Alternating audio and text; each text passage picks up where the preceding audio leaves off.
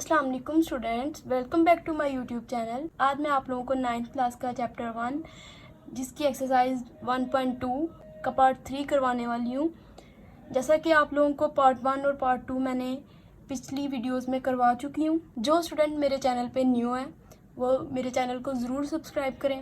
जिसने पार्ट 1 और पार्ट 2 की वीडियो नहीं देखी, मैं उसका लिंक जो है वो डिस्क्रिप्शन में डाल देती हूँ, वो आप लोग देख लीजिएगा ज़रूर। अब हम स्टार्ट करते हैं एक्सरसाइज 1.2 का part 3। From the following matrices identify diagonal, scalar, unit, identity matrices. अब आप लोगों को ये क्वेश्चन करने से पहले पता होना चाहिए कि डायगोनल, स्केलर और यूनिट आइडेंटिटी मैट्रिसेस क्या होते हैं। जैसा कि पार्ट 2 में मैंने आप लोगों को बहुत क्लियरली बताया था यूनिट और आइडेंटिटी मैट्रिसेस के बारे में। अब हम लोग डायगोनल और स्केलर को भी देखते हैं। मैट्रिक्स है हमारे पास ए, जिसकी डायगोनल एंट्रीज जो हैं वो 1, 2 एंड 0 हैं, और नॉन डायगोनल एंट्रीज जो हैं वो 0 हैं हमारी सारी। अब डायगोनल मैट्रिक्स वो मैट्रिक्स होते हैं जिनकी जो डायगोनल एंट्रीज हैं वो एटलीस्ट 1 डायगोनल एंट्री जो है वो नॉन ज़ीरो होनी चाहिए। डायगोनल एंट्रीज हैं वो 1, 2 एंड 0 हैं, मतलब एक एटलीस्ट एक जो है वो हमारी नॉन ज़ीरो होनी चाहिए। इधर 2 हैं तो ये डायगोनल मैट्रिक्स है। जो नॉन डायगोनल एंट्रीज हैं वो हमारी हमेशा 0 रहनी चाहिए। तो आप लोगों को डायगोनल मैट्रिक्स की अच्छी तरह से समझ आ चुकी होगी। देन हम लोग अब करते हैं स्केलर मैट्रिक्स क्या होता है। स्केलर मैट्रिक्स जैसे हमारे पास एक मैट्रिक्स ए है, जैसे अगर डायगोनल मैट्रिक्स के साथ उसको कंपेयर किया जाए तो इसकी डायगोनल एंट्रीज जो हैं वो मतलब हम डिफरेंट लिख सकते हैं। उसकी डायगोनल एंट्रीज जो हैं वो हम सेम रखेंगे, हमेशा उसकी डायगोनल एंट्रीज जो हैं वो सेम होंगी, और उसकी नॉन डायगोनल एंट्रीज जो हैं वो 0 होंगी। डायगोनल एंट्रीज हैं वो कभी भी 0 नहीं होनी चाहिए, एक भी उसमें से एंट्री जो है वो 0 नहीं होनी चाहिए। मैं इधर एक एग्जांपल लिखती हूँ उसकी। ये एक एग्जांपल है स्केलर मैट्रिक्स की। जैसा कि आप लोगों को मैंने बताया था डायगोनल एंट्रीज जो हैं वो सेम होनी चाहिए और नॉन ज़ीरो होनी चाहिए, और ये होगा हमारा स्केलर मैट्रिक्स। यूनिट और आइडेंटिटी मैट्रिक्स एक ही चीज़ को बोला जाता है, एक ही चीज़ के 2 नाम हैं। ये मैंने पिछली वीडियो में बताया था, लेकिन इधर भी थोड़ा सा आप लोगों को इंट्रो दे देती हूँ ताकि ये क्वेश्चन करने हमारे लिए ईजी हो। जैसा कि हमारे पास एक मैट्रिक्स है ए।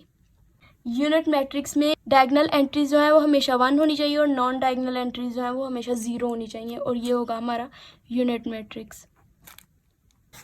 देन हम लोग अब क्वेश्चंस करते हैं। अब हम लोगों ने आइडेंटिफाई करना है कि ये मैट्रिसेस जो हैं वो क्या हैं, डायगोनल है, स्केलर है, यूनिट है, क्या है। ए मैट्रिक्स में अगर हम देखा जाए तो इसकी जो डायगोनल एंट्रीज हैं वो सेम है, तो ये हमें पता चल रहा है कि ये स्केलर मैट्रिक्स की कंडीशन को पूरा कर रहा है, तो ये एक स्केलर मैट्रिक्स है। जैसा कि इसकी डायगोनल एंट्रीज जो हैं वो नॉन ज़ीरो है, तो ये एक डायगोनल मैट्रिक्स भी है। बी वाला क्वेश्चन अगर हम देखते हैं तो इसकी डायगोनल एंट्रीज सेम नहीं है, तो ये स्केलर नहीं हो सकता। तो ये जो है वो डायगोनल मैट्रिक्स की कंडीशन को फुलफिल कर रहा है। जैसा कि इसकी डायगोनल एंट्रीज जो हैं वो नॉन ज़ीरो है, तो ये एक डायगोनल मैट्रिक्स है। अब पार्ट सी देखा जाए तो इसकी डायगोनल एंट्रीज जो हैं वो 1 है। ये आप लोगों को बताया था ये यूनिट मैट्रिक्स होता है। जैसा कि इसकी डायगोनल एंट्रीज जो हैं वो सेम है, तो ये एक स्केलर मैट्रिक्स भी हो सकता है। पार्ट डी करते हैं। तो जैसा कि डायगोनल की कंडीशंस ये थी कि उसकी डायगोनल एंट्रीज जो हैं वो एटलीस्ट 1 जो डायगोनल एंट्री है वो नॉन ज़ीरो होनी चाहिए, और वो है, तो ये एक डायगोनल मैट्रिक्स है। पार्ट ई अब हम देखते हैं, तो वो पहले थोड़ा सा सॉल्व होने वाला है, वो हम सॉल्व करते हैं पहले। 0, 0, 1 + 1 2। अब ये देखें आप लोग के डायगोनल एंट्रीज जो हैं वो सेम है, तो ये एक स्केलर मैट्रिक्स है, और डायगोनल एंट्रीज जो हैं वो नॉन ज़ीरो भी हैं, तो ये एक डायगोनल मैट्रिक्स भी होगा। अब हमारा पार्ट 3 ख़त्म हो गया। अब हम पार्ट 4 करते हैं। Find negative of matrices A, B, C, D and E when. हमने जो है वो इन मैट्रिसेस का नेगेटिव लेना है। एक मैट्रिक्स का नेगेटिव हम इस तरह लेते हैं कि उसमें मैट्रिक्स की जो एंट्रीज हैं उनके साथ जो है वो आप लोगों ने नेगेटिव लगा देना है, और जो नेगेटिव ऑलरेडी नेगेटिव हैं वो आप लोगों ने पॉजिटिव कर देनी है और पॉजिटिव को नेगेटिव कर देना है। हम लोगों ने इस मैट्रिक्स का नेगेटिव लेना है, तो बाहर भी हम नेगेटिव लगाएंगे और अंदर इसके साइन चेंज कर देंगे। अब यहाँ पे +1 है तो -1 हो जाएगा। 0 के साथ कोई भी साइन हो तो कोई फ़र्क नहीं पड़ता, 0 ऐसे ही रहने देंगे। -1 है तो +1 हो जाएगा। ये हम लोगों ने ए मैट्रिक्स का नेगेटिव ले लिया है, ये हमारा आंसर है। अब बी का हम नेगेटिव लेंगे। 3 पॉजिटिव है तो नेगेटिव हो जाएगा, 2 पॉजिटिव है नेगेटिव हो जाएगा, 1 नेगेटिव है तो पॉजिटिव हो जाएगा, 1 पॉजिटिव है तो नेगेटिव हो जाएगा। अब हम लोगों ने सी पार्ट का नेगेटिव लेना है, इसके भी अंदर साइन चेंज कर देंगे। -2 -3 -6 -2, इसमें सभी पॉजिटिव थे तो सभी नेगेटिव हो जाएंगे। पार्ट डी करते हैं। -3 था तो +3 हो जाएगा, +4 हो जाएगा, -2 हो जाएगा, -5 हो जाएगा। बस हम लोगों ने इस क्वेश्चन में साइन ही चेंज करने हैं।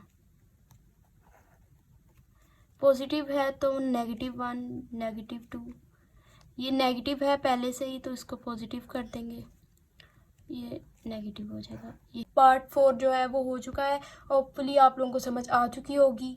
अब हम पार्ट 5 करते हैं। पार्ट 5 में find the transpose of each of the following matrices. हमने मैट्रिसेस का ट्रांसपोज लेना है। ट्रांसपोज हम लेते कैसे हैं वो मैं अब आप लोगों को बताती हूँ।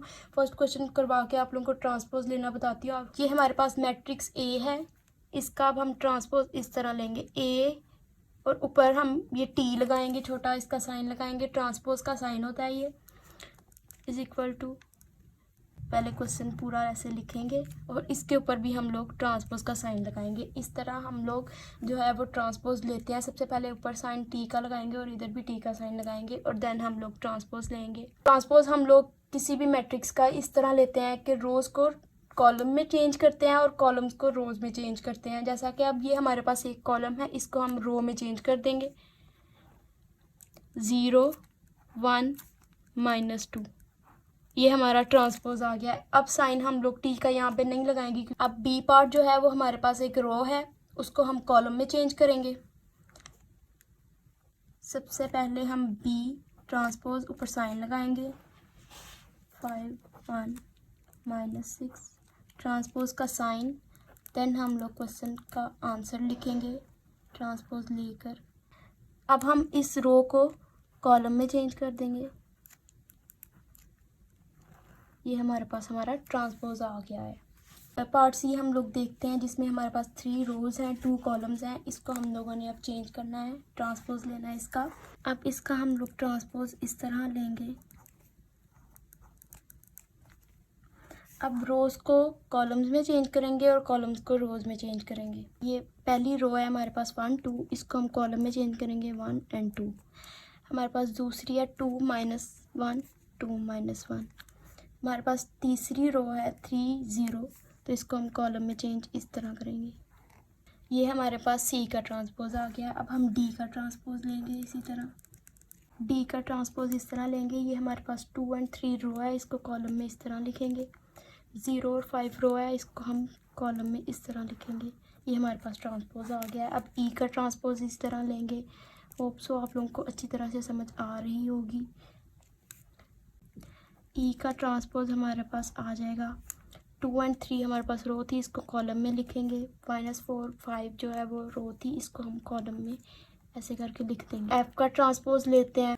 ये टी का साइन लगाना आप लोगों ने कभी भी नहीं भूलना। इसके अलावा इसके बगैर क्वेश्चन जो है वो पता नहीं चलेगा कि हम लोग ट्रांसपोज ले रहे हैं। 1 और 2 रो थी, इसको हम कॉलम में चेंज करेंगे। 3 और 4 रो थी, हम कॉलम में चेंज करेंगे।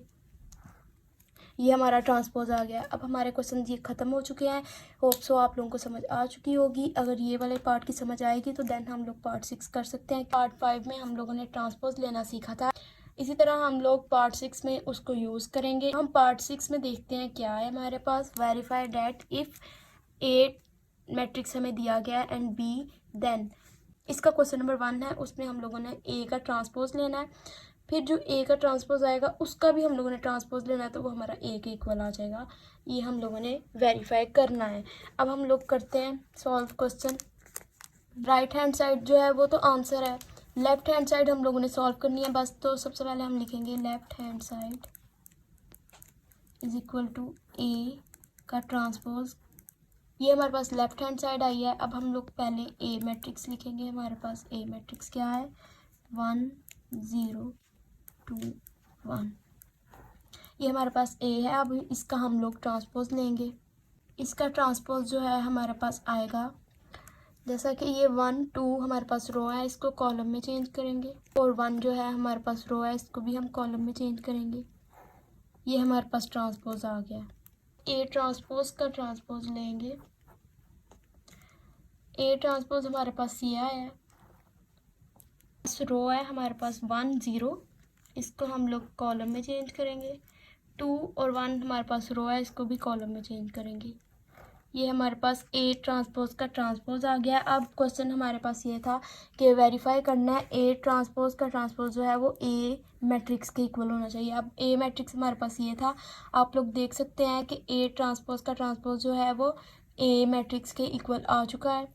लेफ्ट हैंड साइड जो है वो राइट हैंड साइड के इक्वल हो चुकी है। ए ट्रांसपोज का ट्रांसपोज जो है उसका जो भी आंसर आया वो ए के इक्वल है, ए के इक्वल लिखेंगे, और लेफ्ट हैंड साइड जो है वो राइट हैंड साइड के इक्वल है। ये वेरीफाई हो गया। अब हम लोग इसका क्वेश्चन नंबर 2 करते हैं, जिसमें हमने बी का ट्रांसपोज लेना है और उसके ट्रांसपोज जो है वो बी के इक्वल लेकर आना है।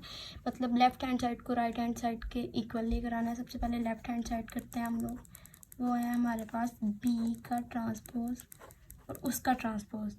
अब हम लोग लिखते हैं बी मैट्रिक्स हमारे पास है 1 2 1 0। अब इसका हम लोग ट्रांसपोज लेते हैं, वो हमारा आ जाएगा, जैसे 1 और 1 है कॉलम में चेंज करेंगे, ये भी रो है इसको भी कॉलम में चेंज करेंगे।